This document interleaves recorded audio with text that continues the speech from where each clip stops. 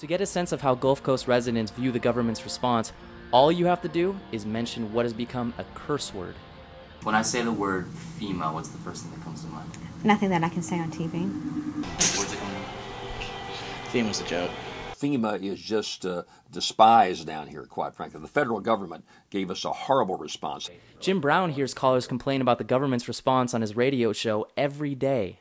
First of all, the insurance companies have let us down, but the government's let us down. You read in the papers out on the West Coast about the hundreds of billions of dollars. It's not gotten here yet. It's all tied up in red tape. In the face of such bureaucratic inefficiency, there are those who have stepped up to the challenge. We here at Direct Relief have made a long-term commitment to helping the Gulf Coast recover, not only in New Orleans and Louisiana, the places where people have traditionally focused, but also in places like Mississippi and Alabama that get less focus. Direct Relief International, based in Santa Barbara, is one of the largest contributors to the Gulf Coast, with over $30 million in targeted donations. Their main focus is helping medical clinics throughout the Gulf Coast cope with the increase in medical need by donating supplies, paying for additional medical staff, and investing in new clinics. One example of their help is the Common Ground Health Clinic, which opened up in the 9th Ward after Hurricane Katrina. Recognizing the real lack of medical services in that area, and especially affordable services, they decided to go ahead and open up a new nonprofit primary care clinic that was going to serve patients regardless of their ability to pay. The Common Ground Health Clinic in New Orleans claims they're not a godsend, but a result of a lack of quality, single-payer health care insurance in this country. It's a band-aid for a broken system. But their patients most surely appreciate what they do.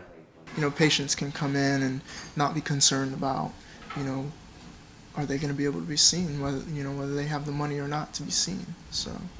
And with Direct Relief's funding, they were able to hire a full-time nurse practitioner, along with purchasing a van that allows them to provide mobile medical support to those who cannot travel.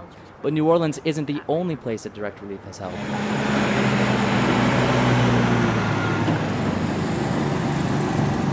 Direct Relief was one of the first responders that called and said, "What do you need?" By helping with supplies and funding, Direct Relief was able to get the Coastal Family Health Clinic in Biloxi, Mississippi on its feet after their offices were destroyed in the hurricane. Now, with the additional contributions of other goodwill groups like March of Dimes and the Children's Health Fund, the clinic operates several different mobile clinics aimed for those who can't transport themselves.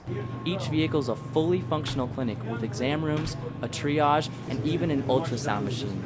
But Direct Relief's contribution is only one piece of a puzzle that has ordinary groups and citizens stepping in to fill a void that the government has created.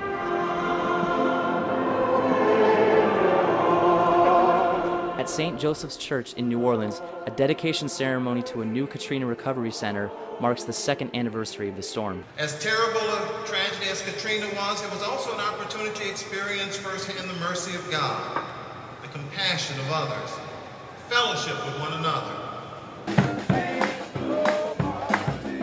After the celebration, the new center is officially introduced with facilities Mostly for the chronically homeless, but also people who are made homeless by Katrina or who are in danger of becoming homeless because of Katrina. In another part of the city, volunteers get together to help repaint one of the schools, reopening this fall. A lot of the work that has to be done in the schools is just done, by volunteers, since there's not enough money to cover the amount of work that needs to be done. So, we're just doing our part. And this is, most of us, we're from here, and everybody from here spends a lot of their weekends doing volunteer work, doing various things. So it's just it's what we do for fun now. And back in Bay St. Louis, Mississippi, one woman spends her free time getting the word out on what needs to be done. Anna Maria runs a blog called aminthemorning.blogspot.com, where she highlights what she feels is lacking in the recovery effort and what people can do about it. I don't want to just get people riled up. I want them, they're going to want to do something. So here, call so-and-so. Here's their number. For now, she blogs out of a hotel room as the house she lives in is still being fixed from the Katrina-related damages. Her biggest complaint? Insurance companies that have deliberately stated that if there's any water, that they don't owe. That's crazy. And she's not alone. Congressman Gene Taylor, who was appointed by Nancy Pelosi to chair the Katrina Task Force, and who also lost his Bay St. Louis home, has a familiar sign attacking insurance companies in front of what used to be his home. He is also waiting for money from State Farm, who denied his claim as well due to water versus wind. People say, well, gee, how is it that flood insurance loses $19 billion the same year that the insurance industry collectively cleared about $60 billion? Well, it's no coincidence. The taxpayers paid bills that the insurance company should have paid.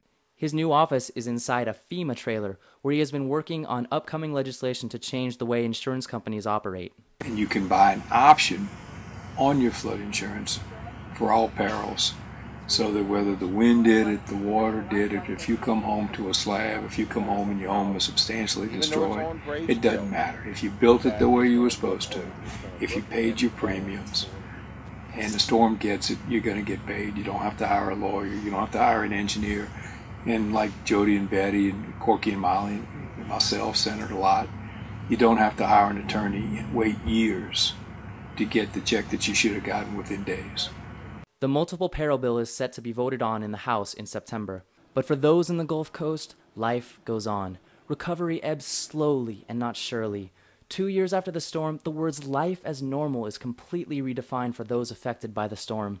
Where the government response has lacked, a patchwork of volunteers, charities, churches, both from local, far away, and our very own Santa Barbara, has stepped in to meet the challenge. As another year ends in New Orleans and the rest of the Gulf Coast, recovery, rebuilding, frustration, and slivers of hope define what it means to be a Katrina survivor. The only thing we know for sure, there is much more to do. The job is definitely not done yet.